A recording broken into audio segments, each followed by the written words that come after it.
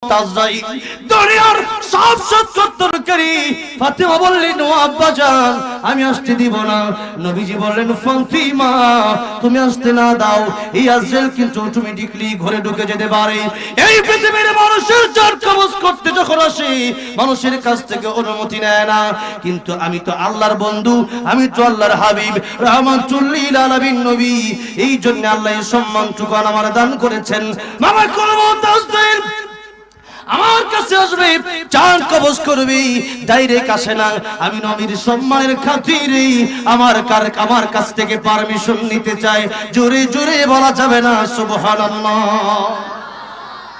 ফাতেমাকে ডাক দিলেন, ফাতেমা অনুমতি দাও। অনুমতি দিল। অনেক লম্বা ঘটনা, অনেক কথা।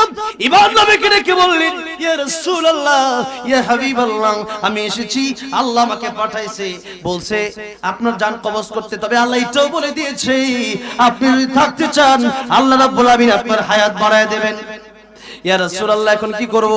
নবী বলেন, হাত্তা ইয়াতিয়ানি জিবরাইল, জিবরিল আসার আগ পর্যন্ত তুমি অপেক্ষা করো। ইতিমধ্যে জিবরিল আমিন আসলেন, এসে বললেন, ইয়া রাসূলুল্লাহ, ইয়া হাবিবাল্লাহ,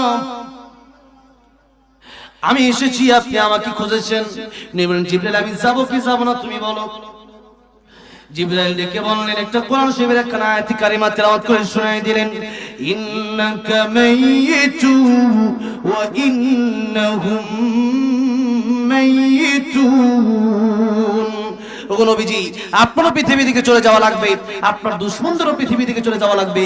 আল্লাহ আগেই কোরআন শরীফে বলেছেন, কুল্লু নাফসিন যায়িকাতুল মাউত। আল্লাহ আগেই বলেছেন, কুল্লু মান আলাইহা ফান ওয়া ইয়াবকা ওয়াজহু রাব্বিকা যুল জালালি ওয়াল ইকরাম। পৃথিবীর সবাইকে চলে যেতে হবে, মরতে হবে। মরণ থেকে কেউ বাঁচতে পারবে না, মালাকুল মাউত আজরাইলও বাঁচতে পারবে না। মালাকুল মাউত আজরাইল কেউ, আল্লাহ বলবেন, ও মালাকুল মাউত এখন আর কি কি বাকি আছে? মালাকুল মাউত বলবে, আল্লাহ তুমি আর আমি। আল্লাহ বলবেন, আমি বেঁচে থাকার অধিকার রাখি, তুমি রাখো না, তুমি মাখলুক, আমি আল্লাহ খালেক, কুল্লু মান আলাইহা ফান। আল্লাহ আগেই বলেছিলেন। তাই মালাকুল মাউতকে আল্লাহ বলবেন, অর্ডার করবেন, আদেশ দিবেন, মুত ইয়া মালাকুল মাউত, আমরে সিরামত, বলেন মরে যাও। মালাকুল মাউত একটা চিৎকার মারবে, ওই চিৎকার যদি দুনিয়ার কোনো মানুষ শুনতো মানুষ মরে যেত, কোন পশু পাখি যদি শুনতো পশু পাখি মরে যেত। এত জোরে চিৎকার দেবে, সেদিন মালাকুল মাউত আজরাইল শেষ। আল্লাহ রাব্বুল আলামিন একাই সেদিন রাজত্ব করবেন। আল্লাহ রাব্বুল আলামিন বলবেন, লিমানিল মুলকুল ইয়াউম লিল্লাহিল ওয়াহিদিল কাহ্হার। আল্লাহ বলবে, আজকে রাজত্ব কার? সেদিন রাজত্ব কার হবে? এখন রাজত্ব কার? কিন্তু আল্লাহ মাঝে মধ্যে এক এক দেশের প্রেসিডেন্ট একজনকে বানায়, কিছু কিছু ক্ষমতার মালিক আল্লাহ বানায়। আল্লাহ দেখতে চাই সে ক্ষমতা পায় কি করে, সে কি আসলে ক্ষমতার মানে ঠিক মতো ব্যবহার করে না অপব্যবহার করে। আল্লাহ সেটা দেখার জন্য মাঝে মধ্যে, কিন্তু দুনিয়ার মানুষেরা একটু ক্ষমতা পায়া আল্লাহর বিরুদ্ধে শুরু করে দেয়। আল্লাহ সেদিন বলে, ফেরাউন তুই তো মরে নিস, কই এখন কথা কর, তুই না খুদা? আল্লাহ একা একা সেদিন কথা বলবে, সুবহানাল্লাহ। আল্লাহ সেদিন একা একা কথা বলবে, বলবে আজকে রাজত্ব কার? ও দুনিয়ার বড় বড় পাহাড় গোলাপ, কোথায় সে পাহাড়? দুনিয়ার ও সূর্য কোথায়? চন্দ্র কোথায়? বড় বড় গাছগুলা কোথায়? দুনিয়ার বড় বড় জালেম বাদশা তোর আজকে কোথায়? তোদের রাজত্ব আজকে কোথায়? প্রকৃতপক্ষে রাজত্বের মালিক, ক্ষমতার মালিক তো একজন।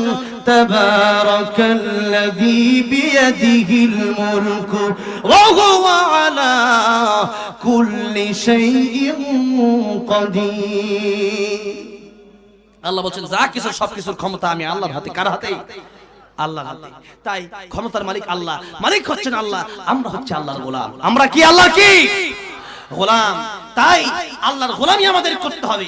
আর যারা গোলামি করবে আল্লাহ রাব্বুল আলামিন গোলাম বলে কিয়ামতের ময়দানে ডাক দিবেন, ইয়া আইয়াতুহান নাফসুল মুতমাইন্না ইরজিই ইলা রাব্বিকি রাদিয়াতাম মারদিয়া ফাদখুলি ফি ইবাদি ওয়াদখুলি জান্নাতি।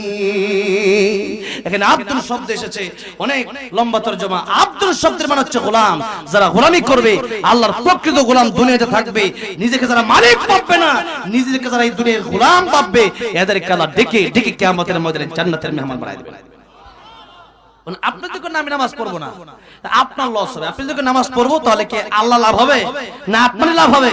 আমাদেরই লাভ হবে। আমার ভাইরা, আমার বাবাজিরা, এবার বলে কলমত বলে ইয়া রাসূলুল্লাহ, আমি এসেছি আপনাকে নিতে। জিবরাইল বললেন ইয়া রাসূলুল্লাহ, ইয়া হাবিবাল্লাহ, আপনাকে, আপনি মরণশীল, সবাই মরণশীল যেতে হবে, কেবলমাত্র আল্লাহ মরবে না, সবাই মরবে।